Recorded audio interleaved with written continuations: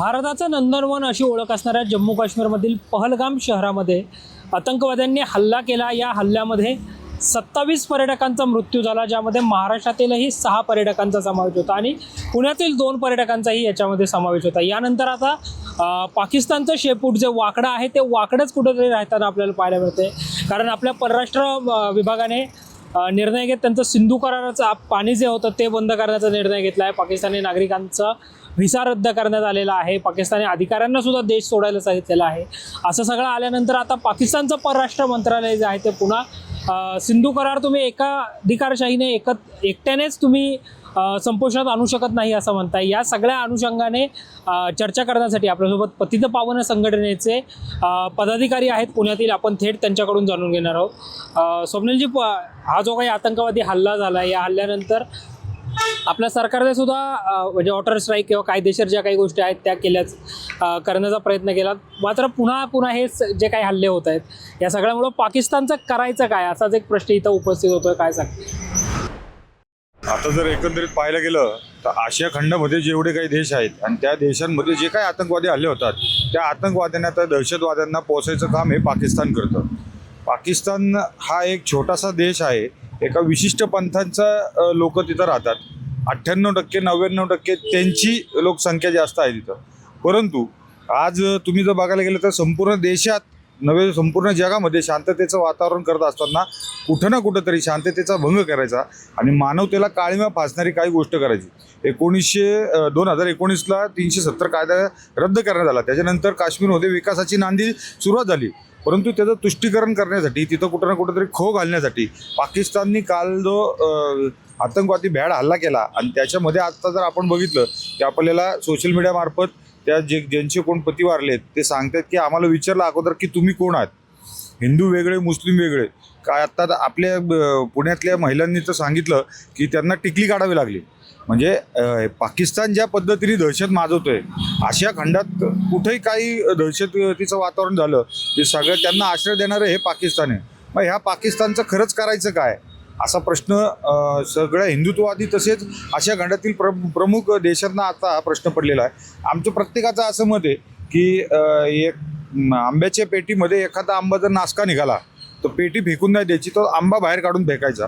तिथं जे काय दहशतवादीचा प्रकार चालू आहे, संयुक्त राष्ट्र मिळून सगळ्यांमध्ये एक असा कायदा पास करण्यात यावा की पाकिस्तानला पुरणारी सगळी रसद ही थांबवण्यात यावी आणि त्यांनी त्यांचे जी काय भूमिका आहे ती त्यांची क्लिअर करावी, असा मुद्दा आहे।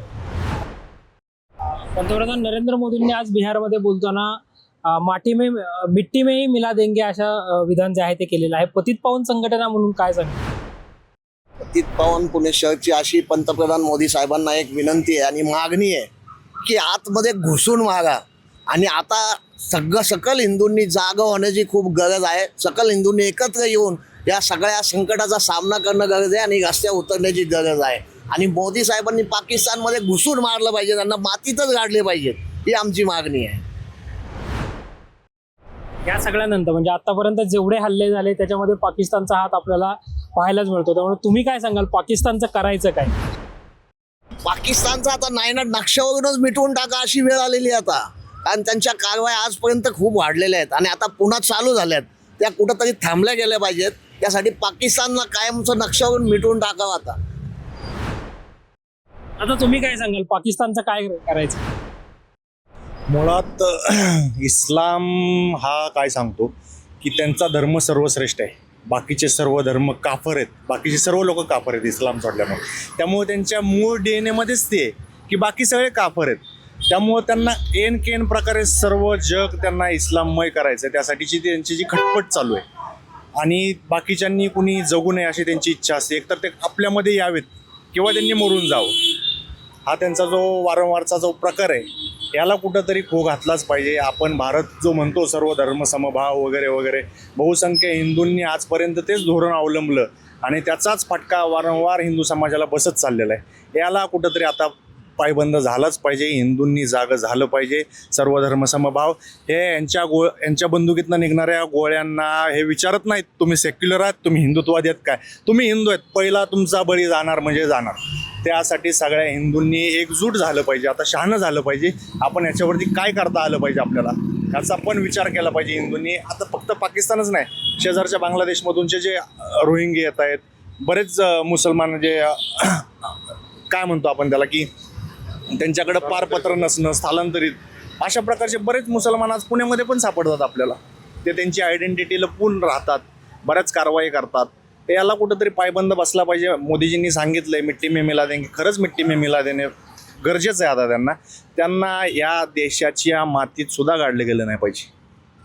ही जे नालायक प्रवृत्ती वाढलेली आहे ना, हे यांच्या DNA मधली आहे, ती संपवली पाहिजे.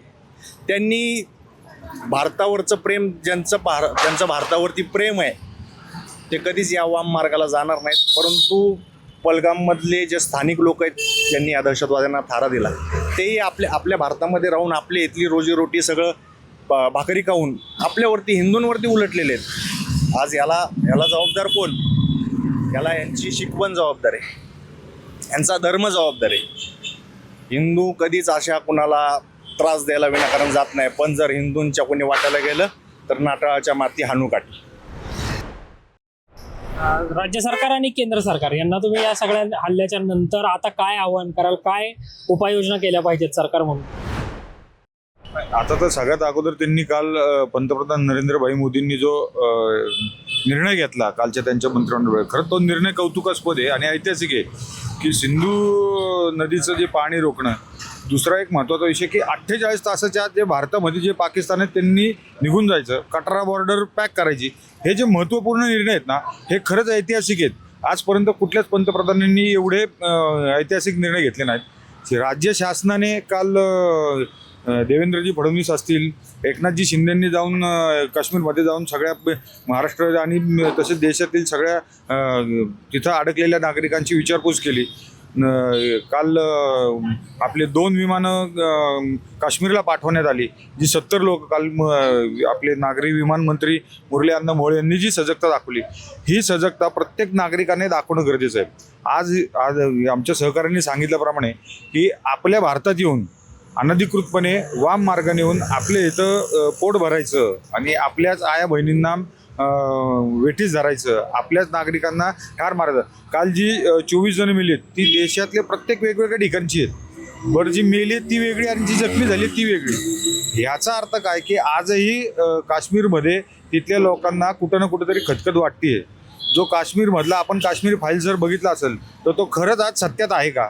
म्हणजे काश्मीरी लोकांची किती, काश्मीरी हिंदूंची किती ते त्यावेळेस नाही हे झाली असेल, असा एक आम्हाला प्रश्न पडतो.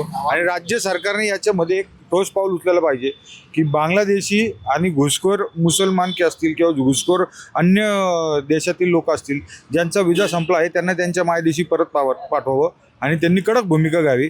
याचं उत्तर जशास तसे द्यावे. कुठल्याही प्रकारची याच्यात तडजोड नाही करावी आणि बाकी सक्षमतेने निर्णय घ्यावे. पतित पावन संघटनेतर्फे आज सकल हिंदू समाजाला असे आवाहन करण्यात येत आहे की जागे व्हा, उठा, संघटित व्हा, नाही तर आपल्या पुढील भावी पिढीला ही धोक्याची घंटा आहे. लक्षात घ्या आणि जागे व्हा, संघटित व्हा. निश्चितच पतित पावन संघटनेच्या कार्यकर्त्यांच्या आपण पाकिस्तानचं करायचं काय या सगळ्या अनुषंगाने चर्चा केल्याचं पाहायला मिळत आहे. पाकिस्तानला त्यांच्या भूमीत घुसून जसंच तसं उत्तर दिलं पाहिजे आणि ज्या काही प्रवृत्ती भारतामध्ये सुद्धा दहशतवादाला खतपाणी घालतात या सगळ्यांचं समोर उच्चाटन जे आहे ते झालं पाहिजे, अशीच भूमिका पतित पावन संघटनेच्या वतीनं करण्यात आल्याचं पाहायला मिळत आहे. राजरत्न जोंधळेसह संकेत देशपांडे, टॉप न्यूज मराठी, पुणे.